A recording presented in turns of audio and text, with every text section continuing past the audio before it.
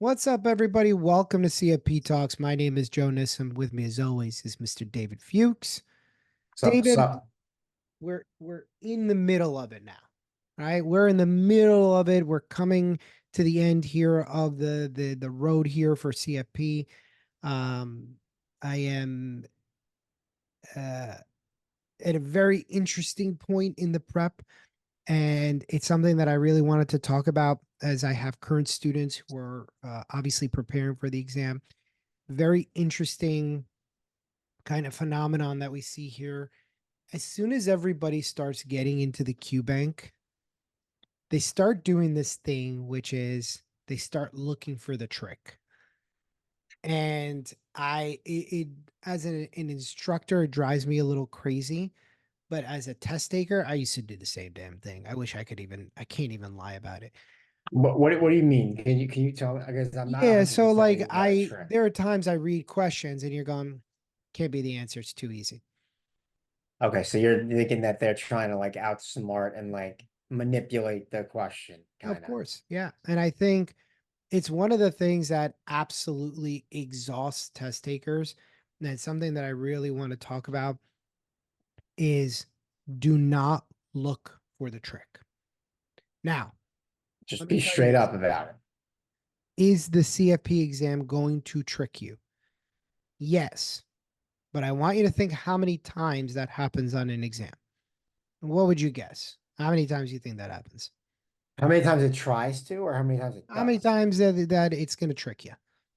I mean, it How depends many trick on, but questions do you think they put on the exam?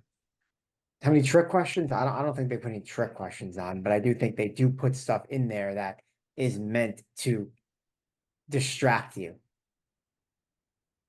I think some of the questions are difficult for sure. That Yeah, most people would classify as a trick question where they zig where you think they're going to zag type of thing, right? right. Yeah. They give you this whole big setup and then they say, like, I've seen this in retirement planning as of late, where they're like, here is what the employer's going to do. And then they're like, what's the employee deferral?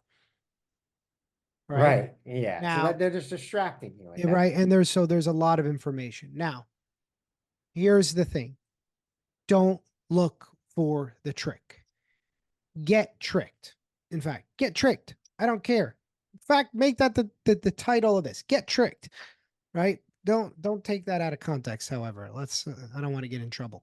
But but but what I'm saying, get get tricked because if there's five, seven, eight of those quote unquote trick questions on the exam,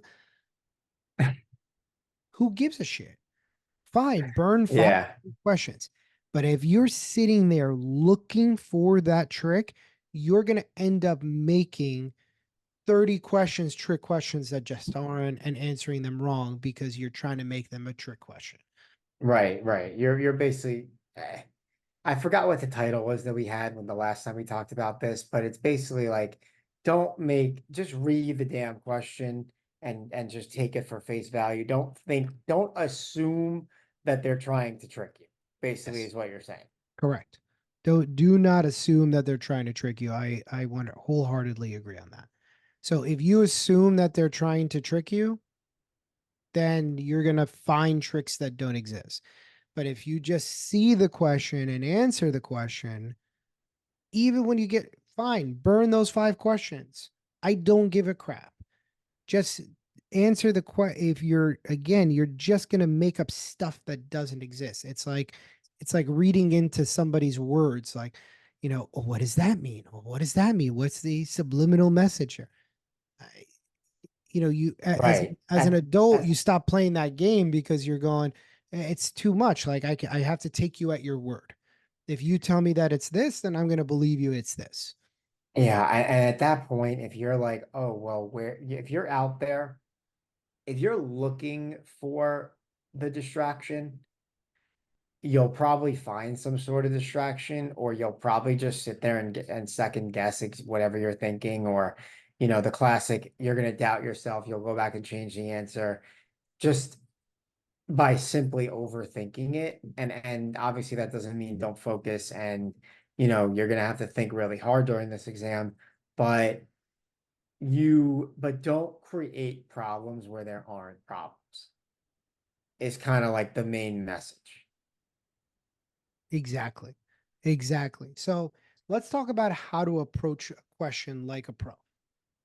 So Yeah. this is my approach to it. It's number one, read the question. And when you're tired or you're excited or you feel like you're moving a little quick, maybe you need to read it a second time because, especially when you get tired, your eyes are naturally going to start to graze down at the answer before you even finish reading the question. So, number one, make sure you're reading it. If you read the question and go, what did I just read? Read it again and go slow, meaning like chop it up or almost say it out loud, like where, what is the required rate of the return for the investor? Where like Mhm. you're just chopping it up so your brain starts to understand it. Number two, pull out the pertinent information because a lot of times you're going to see big paragraphs. Pull out the information that you need and then answer the question. Okay. Answer the question before because sometimes you're going to go down, you're going to read the answers, and then you're going to get that bait and switch, which then now I'm in trick mode and I've completely thrown the question out of the equation. Trick mode. Right. But now if you answer the question and then you're trying to find the best match, it puts you in a significantly better position. Yeah, and when you say answer the question, you're saying answer it in your head Correct. before you look at the answers. Correct. Right. Okay. So then if it's down there and you see it as an option, that's the answer. Correct. Now, As obviously, opposed to like you proactively find the answer as opposed to them correct. giving you the answer. Correct. Instead of backing into the answer where you're dependent on the answer key, which then it's going to lead to manipulation, right? Because you're just trying to identify what looks the most right. You're not really answering the question. You're just trying to figure out what looks the most right. That's like me looking at like an engine. I'm like, oh, that looks right. I mean, it could be completely, oh, it looks good. It looks like an engine, right? And you're sitting there going, well, and then you get like somebody who's a pro where they go, nope, that's out of place. Nope, this needs to be here, this needs to be there. And that's where, again, if you start doing that where you're not necessarily answering the question and you're just trying to identify what looks the most right, you're going to put yourself in a really bad position. Yeah, and I want to throw this out there, Joe, if Yeah. you don't mind. So we're talking about, when it comes to the process or the strategy of reading questions, and when it comes to some of these long questions, I just want to kind of again pivot just a little bit about what, because sometimes you get these really long questions, like the paragraph long, and these are obviously the ones that are considered advanced questions, and people are like, well, that's a long question. How am I going to read that whole thing, comprehend it, and then go answer the question? That's going to take forever, or it's just going to be too hard. The piece of advice that you gave us, which I thought was phenomenal, and I will tell you, I use that on game day or on exam day, and it certainly 1000% helped me, was if it's a question like that, go to the bottom, see what they're asking you. Hmm. If it's asking you, what is the best retirement plan for Joe's business? How much can Joe contribute to his solo 401k, whatever it is? Then as you're reading through what information you're going to be needing to pick off of. If you're just blindly reading a paragraph of information and then you have no idea what it's going to ask you, you're going to inevitably have to go back and read that again because you're going to read it in a different context after knowing exactly what they're looking for. But if you can go and see and pinpoint exactly what they're asking you, you then, as you're going through the information, you know what is relevant and what information is, I don't really need that. That's just noise and space. Hmm. That's pretty good advice. That guy Well, sounds you that gave it to guy that me. guy that guy sounds smart. I trust that Well, yeah.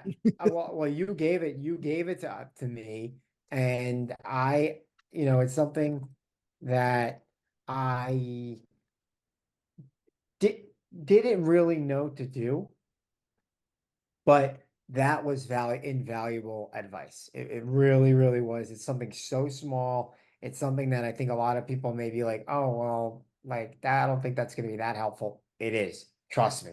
Do it one time, do it a few times. I'm telling you, it's very, very helpful.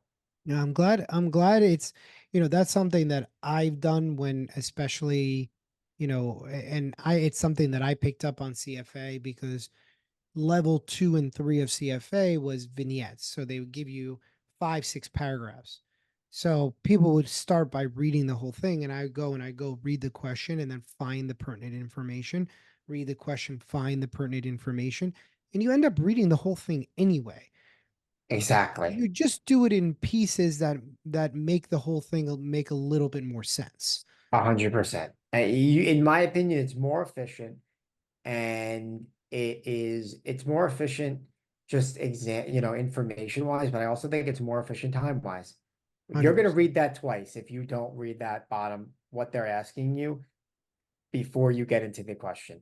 You're Yeah, going to read it twice. I am telling you. 100%. So as always, everybody, we hope this was helpful. With any questions, comments, or concerns, please reach out to David or myself, and we will see you guys very soon.